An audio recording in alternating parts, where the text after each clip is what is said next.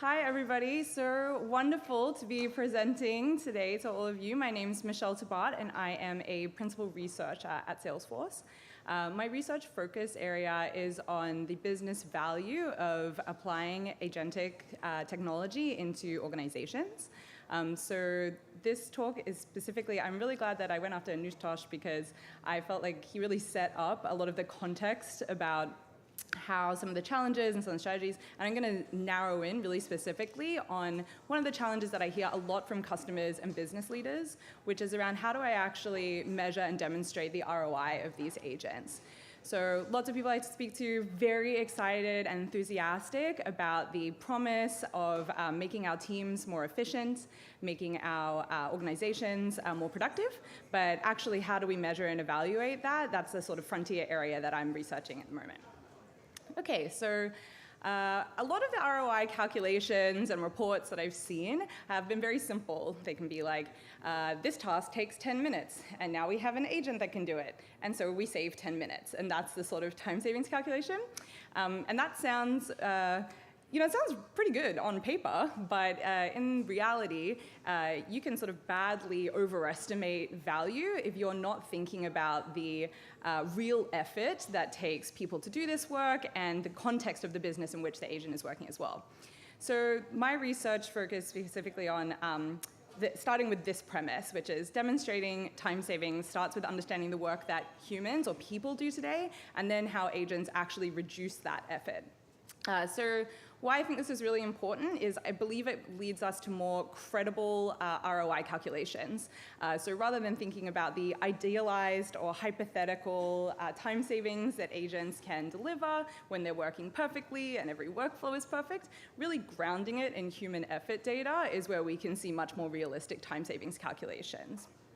So let me tell you a little bit about the research that I conducted. So to assess time savings, what we actually did was an internal survey of 2,700 of our sellers at Salesforce about the time that they spend on sales tasks today. So how frequently they conduct these tasks, how long it takes to perform these tasks, and how complex these tasks are without agents.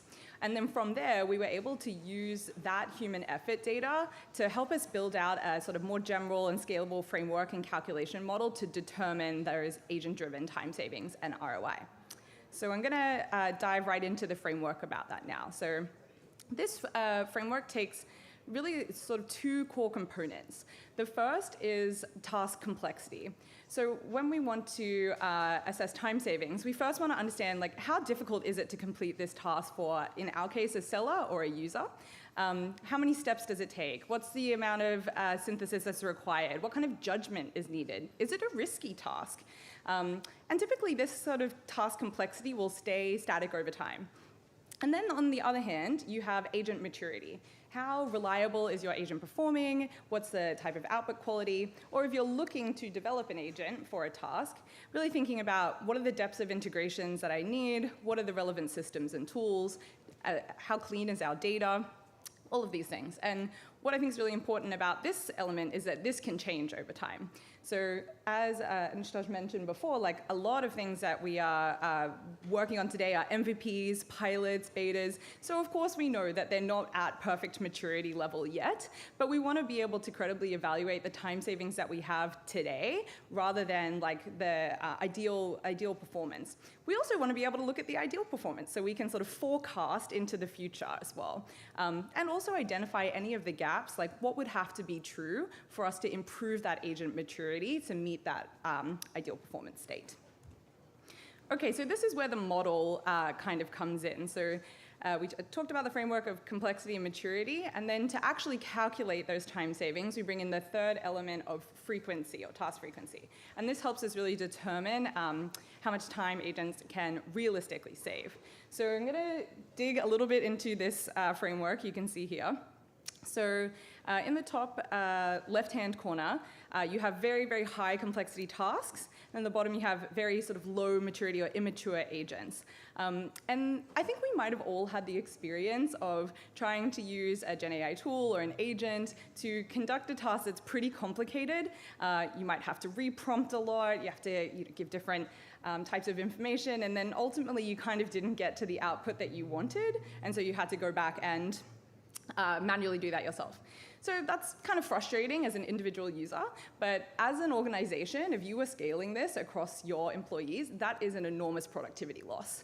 And so that's the type of thing that we suggest to avoid is if you have a really high complexity task, like, you have to be really conscious of the type of agent that you're going to bring into that scenario. On the other side, we have the very low complexity task, very low maturity.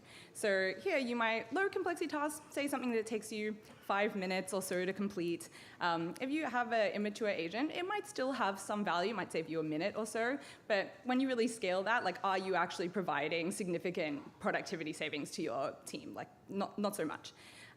Whereas if you have a low maturity task with low complexity task, with higher agent maturity, if you have something that can scale across your organization, for example, drafting an email, that's something that not only our sales folks do, but everybody in our organization does.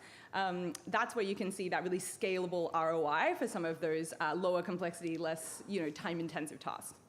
But the real bang for your buck is up in the corner there with that higher complexity, higher maturity alignment. You want a task that, for time savings, is a little bit effortful, takes a little bit of time to do, but you don't want it to be so highly complex that it needs a lot of human judgment, requires a lot of oversight, right? So say we took a task, under each of these quadrants, we have some time savings percentages. So for example, a sort of medium to high complexity task might save you 60 to 70% of the time where you apply an agent to it. That's because it's medium to high complexity. You're still going to need some level of human judgment, expertise, review, etc. So you won't save that full 100%. But if it's an hour task, you're saving 67%, it's like 30 to 40 minutes.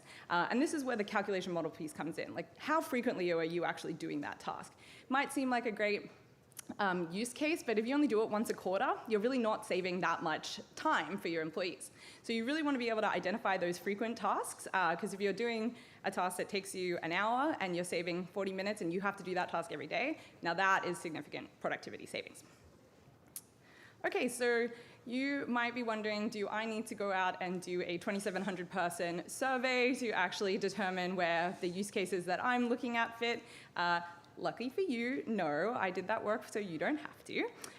What I would encourage you to do is when you have a new use case that you're trying to evaluate for agent ROI, is go and talk to 3 to 5 high performers of people who actually do that task today and ask them these questions in the task complexity and frequency bucket. Maybe a little hard to see, but I'm happy to share this afterwards. Ask them the number, how mature is the agent that you have to actually address those tasks today, like learning from somebody who actually does that rather than from building it just from a system lens.